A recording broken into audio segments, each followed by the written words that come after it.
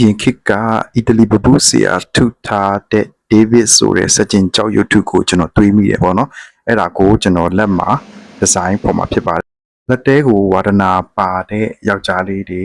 အမျိုးသားရရှိရဆိုရင်ကျွန်တော်စီမှာယောက်ျားလေးအတွက်တီးတန့်တင်တန်းပေးပါတယ်ဒီတိုင်းပေါ့နော်ကိုကဒီပေါ့ပေါ့ပပတမြောက်ချင်တာလားဒါမှမဟုတ်ကိုကဆိုင်ဖွင့်နိုင်တဲ့အထီးဒီနေ artist ပညာရက်ကိုဝါဒနာပါလားပေါ့နော်ဘယ်လိုပဲဖြစ်ဖြစ်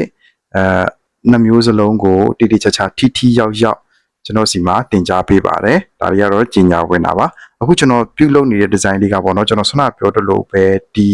အီတလီပပူးစီယာ Michael ဆိုတဲ့သူထုထားတယ်ပေါ့နော်ဒီစကြင်ကြောက်နဲ့ထုထားတဲ့ David ကြောက်ရုပ်ထုကို inspire ယူပြီးတော့ကျွန်တော်တခြား design လေးနဲ့ပေါင်းစပ်ပြီးတော့ပြုလုပ်ထားဖြစ်ပါတယ်ဒီလို design လေးဆိုရင်ဒါယောက်ျားလေးတွေလက်မှာဆိုရင်ဒါတော်တော်လေး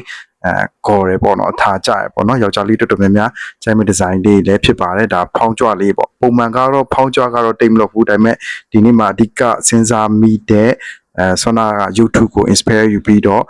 ကျွန်တော်ဖန်တီးထားတဲ့ letter design လေးလည်းဖြစ်ပါတယ်ကျွန်တော်ဗီဒီယိုလေးကိုအစားဆုံးထိကြည့်ရှုပေးတဲ့အတွက်လည်းအားလုံးကိုအထူးကျေးဇူးတင်ရှိပါတယ်ခင်ဗျာ